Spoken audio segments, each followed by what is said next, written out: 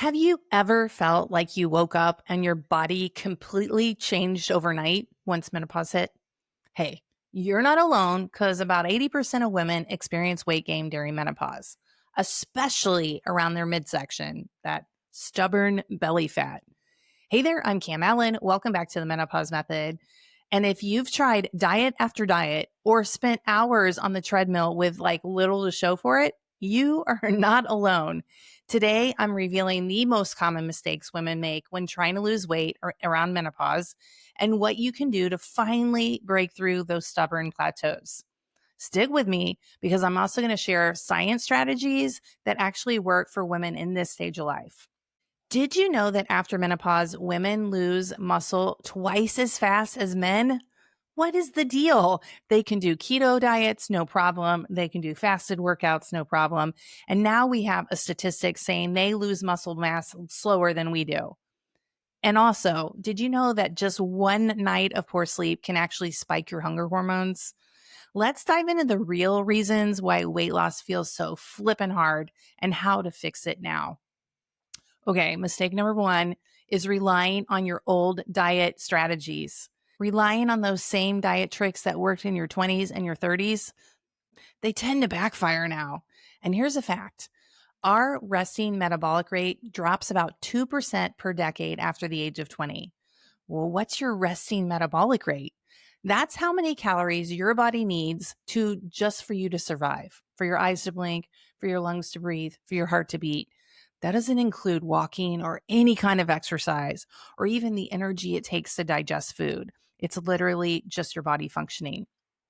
That means by the time you hit menopause, your body's burning fewer calories at rest than it used to. Crash diets, skipping meals might have worked before. Maybe you just thought about cutting bread out and your body responded. But now those tricks don't work. They actually backfire. They slow your metabolism even more and cause even more muscle loss. And you need to hear this. Muscle is your organ of longevity. The more muscle you have, the more responsive your metabolism is. Muscle is your organ of longevity. It adds life to your life. Keep it. Crash diets tend to waste away muscle, and we do not want that. In fact, a study published in the journal Obesity found that women who ate less than 1,200 calories a day lost more muscle than they lost fat.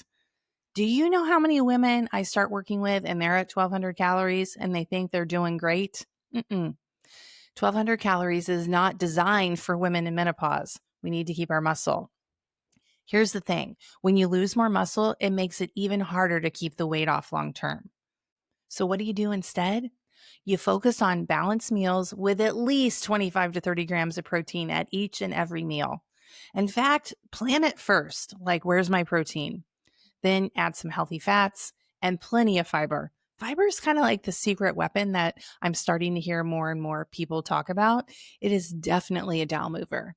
So this combo of protein, healthy fats, and fiber keeps you full, keeps you satisfied, it supports your muscles, and it keeps your metabolism humming. And that's a good thing. Mistake number two, ignoring strength training. If you've found me and if you've listened to any of my other videos, you know I'm a huge advocate for strength training in midlife. So mistake number two is ignoring strength training. Did you know that women can lose up to 8% of their muscle mass each decade after 40? That really makes me sad because I didn't start lifting weights until I was 41. And we know that less muscle means a slower metabolism and more body fat, the exact opposite of what you're trying to do. And that belly fat tends to gather around your midsection.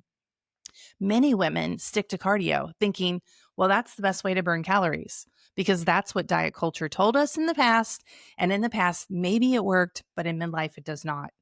What research shows us is that strength training not only preserves your muscle, but it boosts your resting metabolic rate, which I talked about in mistake number one.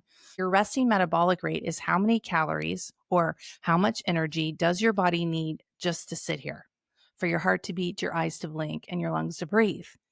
We want to boost that. More muscle means more active metabolism. In a 2017 study in Menopause, it found that postmenopausal women that have already transitioned to menopause, who did resistance training 3 times a week, lost significantly more belly fat. They lost their belly fat than those who did only cardio. In fact, what I see is when people rely only on cardio, they're actually more hunger and they're dipping into too much cortisol bucket, if you will, and they actually gain more belly fat.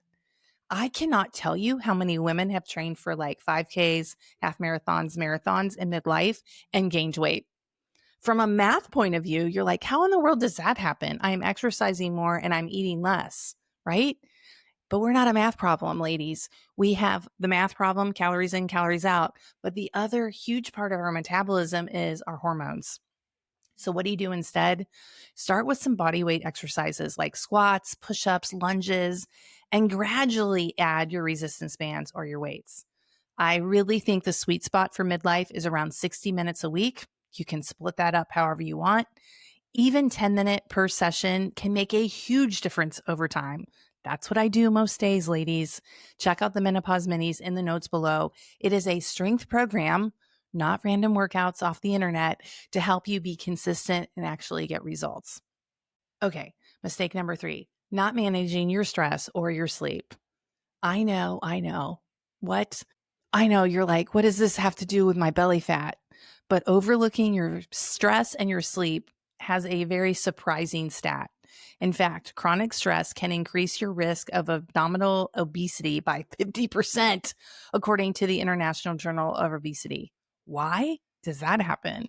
Because stress raises your cortisol too much. You see, when you normally wake up in the morning, daylight gives us our cortisol awakening effect. That's your get up and go. So cortisol naturally rises in the morning and it drops as the sun sets in the evening. It plays seesaw with your hormone melatonin. So stress is our get up and go, melatonin is our sleep. So in the morning, cortisol is higher, melatonin's lower, makes sense. As the sun goes down, because cortisol is one of those hormones that uses daylight, melatonin goes up and cortisol goes down. If you're running on caffeine, cortisol, and a boatload of stress, that tells your body to store fat, that there's danger and I need to store fat. And it tends to store that fat around your belly. And so, what does sleep have to do with this? Women in menopause are twice as likely to struggle with insomnia. I went through a stage of that.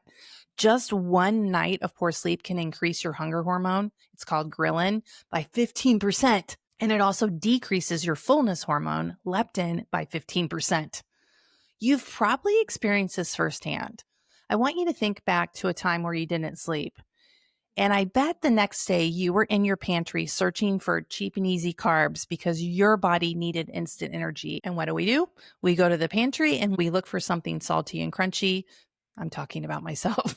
Maybe it's crackers or something of the sort like that.